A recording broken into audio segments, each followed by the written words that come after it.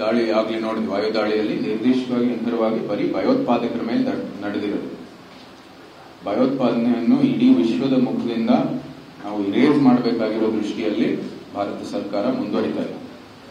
ಪ್ರಧಾನಮಂತ್ರಿ ಅವರು ತಮ್ಮ ಭಾಷಣದಲ್ಲಿ ಬಹಳ ಸ್ಪಷ್ಟವಾಗಿ ಹೇಳಿದರು, ಭಯೋತ್ಪಾದನೆ ಇರುವಾಗ ನಾವು ಯಾವುದೇ ಕಾರಣಕ್ಕೂ ಚರ್ಚೆ ಮಾಡೋದಿಲ್ಲ, ಭಯೋತ್ಪಾದನೆ ಇರುವಾಗ ವ್ಯಾಪಾರ ಮಾಡೋಕ್ಕಾಗಲ್ಲ, ಭಯೋತ್ಪಾದನೆ ಇನ್ನೂ ಅದರ ಬೆಳವಣಿಗೆ ಆಗ್ತಾ ಇದ್ರೆ ನಮ್ಮ ಏನೇ ತಕರಾರಿದೆ ಅದನ್ನ ಬಗೆಹರಿಸಲಿಕ್ಕೆ ನಾವು ಮುಂದುವರಿಯೋದಿಲ್ಲ. ಸಂಪೂರ್ಣವಾಗಿ ಭಯೋತ್ಪಾದಕರ ಒಂದು ಚಟುವಟಿಕೆ ಅಥವಾ ಭಯೋತ್ಪಾದಕರ ಪೋಷಕರ ಸ್ಥಾನದಲ್ಲಿದ್ರೆ ನಿಮ್ ಜೊತೆ ಯಾವುದೇ ಕಾರಣಕ್ಕೂ ಚರ್ಚೆ ಆಗಲ್ಲ ಅಂತ ಬಹಳ ಸ್ಪಷ್ಟವಾದ ಒಂದು ಸಂದೇಶವನ್ನು ಕೊಟ್ಟಿದ್ದಾರೆ.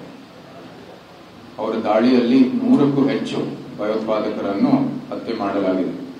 ಆ 9 ಶಿಬಿರಗಳು ಮತ್ತು ನಂತರ ನಡೆದಿರುವಂತಹ ಏನು ದಾಳಿಗಳು. ಬಹಳ ಮುಖ್ಯವಾಗಿ ಏನು ಇಸ್ಲಾಮಿಕ್ ದೇಶಗಳನ್ನು ಗುರುತಿಸಲಾಗಿದೆ ಕೆಲವು ದೇಶಗಳು ಯಾವ ಸಹ ಪಾಕಿಸ್ತಾನ. ಅಭಿ ಸೈಡ್ ತಗೊಳ್ಳೋದು ಬೆಟರಾ ಅಥವಾ ಅಪಾರ್ಟ್ಮೆಂಟ್ ತಗೊಳ್ಳೋದು ಬೆಟರಾ? ಚಿಂತೆ ಯಾಕೆ, ಒಬ್ಬ ರಿಯಲ್ ಎಸ್ಟೇಟ್ ಎಕ್ಸ್ಪರ್ಟ್ ಜೊತೆ ಮಾತಾಡು. ಹೌದಾ, ಹೇಗೆ? Boss Vala B the boss. ಬೆಂಬಲ ನೀಡಿಲ್ಲ, ಯಾಕಂದ್ರೆ ಅವರು ಕೂಡ ಭಯೋತ್ಪಾದಕರ ಪರವಾಗಿ ಇಲ್ಲ. ಇಡೀ ವಿಶ್ವದಲ್ಲಿ ಯಾರು ಸಹ ಭಯೋತ್ಪಾದನೆಗೆ ಪ್ರೋತ್ಸಾಹ ಕೊಡಲ್ಲ, ಬರೀ ಪಾಕಿಸ್ತಾನ ಏಕೈಕ ದೇಶ. ಇದು ಭಾರತಕ್ಕೆ ಹಿನ್ನಡೆ ಆಗೋ ದೃಷ್ಟಿಯಲ್ಲಿ ಒಂದು ಯಂತ್ರ ಆಗಿ ಬಳಸ್ತಾ ಇದೆ. ಈ ನಿಟ್ಟಿನಲ್ಲಿ ಯಾವ ಮುಸ್ಲಿಂ ದೇಶನೂ ಸಹ ಪಾಕಿಸ್ತಾನಕ್ಕೆ ಬೆಂಬಲವನ್ನು ಕೊಟ್ಟಿಲ್ಲ. ಎಲ್ಲರೂ ಭಯೋತ್ಪಾದಕರ ವಿರುದ್ಧವಾಗಿಯೇ ಸ್ಟೇಟ್ಮೆಂಟ್ ಅನ್ನು ಕೊಟ್ಟಿದ್ದಾರೆ. ಇದು ಬಹಳ ಸ್ಪಷ್ಟವಾಗಿ ನಾವು ಕಾಣ್ತಾ ಇದ್ದೇವೆ.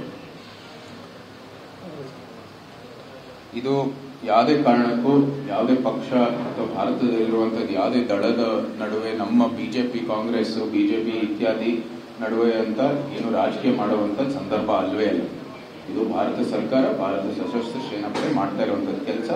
ಪಕ್ಷಾತೀತವಾಗಿ, ಧರ್ಮಾತೀತವಾಗಿ, ಜಾತ್ಯತೀತವಾಗಿ ನಡೆದಿರ್ತಕ್ಕಂಥದ್ದು ಬಹಳ ಸ್ಪಷ್ಟವಾಗಿ ಕಾಣ್ತಾ ಇದೆ. ಎಲ್ಲರೂ ಸಮಸ್ತ ಭಾರತೀಯರು ಮೆಚ್ಚಿರ್ತಕ್ಕಂಥದ್ದು ಈ ಒಂದು ಆಪರೇಷನ್ ಸಿಂಧೂರ್. 9 ಮತ್ತು 10 ಮೇ ಆಪರೇಷನ್ ಸಿಂಧೂರ್ ನಡೆದಿದ್ದು, 9ನೇ ತಾರೀಕಕ್ಕೆ ಇದು ಭಯೋತ್ಪಾದಕರ ಕೇಂದ್ರಗಳನ್ನು ಗುರುತಿಸಿ ಅದರ ಮೇಲೆ ವಾಯುದಾಳಿಯನ್ನು ನಡೆಸಿದ್ರು. ಕೇವಲ 23 ನಿಮಿಷದಲ್ಲಿ ಯಶಸ್ವಿ ದಾಳಿ ಇದಾಗಿತ್ತು ಅಂತ ಕೂಡ ಎಲ್ಲರಿಗೂ ಗೊತ್ತಿರತಕ್ಕಂಥ ಮಾಹಿತಿ. ಪಾಕಿಸ್ತಾನದ ಒಳಗಡೆ 106 ಕಿಲೋಮೀಟರ್ ಒಳಗಡೆ ದಾಳಿಯನ್ನು ನಡೆಸಿದ್ದೇವೆ.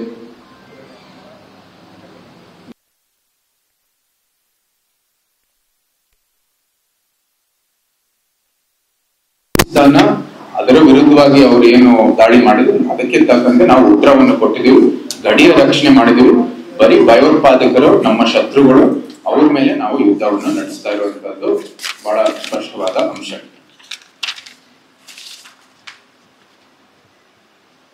ಇದರಿಂದ ಸಂದೇಶ ಇಡೀ ವಿಶ್ವಕ್ಕೆ ನೀಡಿರೋದು, ಭಾರತ ಸೇನಾಪಡೆ ಏನಿದೆ ಬಹಳ ಪ್ರಬಲವಾಗಿದೆ.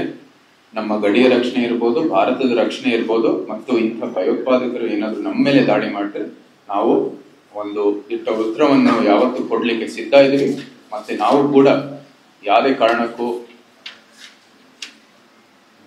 ಬೇರೆ ಸೇನೆಗಳು ಇರ್ಬೋದು, ಬೇರೆ ಅಮಾಯಕರು ಇರ್ಬೋದು, ಇನ್ನೋಸೆಂಟ್ ಸಿವಿಲಿಯನ್ಸ್ ಇರ್ಬೋದು, ಅವ್ರ ಮೇಲೆ ದಾಳಿ ಮಾಡೋದಿಲ್ಲ. ಬರೀ ಭಯೋತ್ಪಾದಕರ ಮೇಲೆ ನಾವು ದಾಳಿ ಮಾಡುವಂಥದ್ದು ನಮ್ಮ ಗುರಿ. ನೀವು ಉದ್ವಿಗ್ನತೆಯನ್ನು ಹೆಚ್ಚಿಸುವ ಕಾರಣಕ್ಕಾಗಿ ನಾವು ಅದಕ್ಕೆ ಸೂಕ್ತ ಉತ್ತರವನ್ನು ಕೊಡ್ತೀವಿ.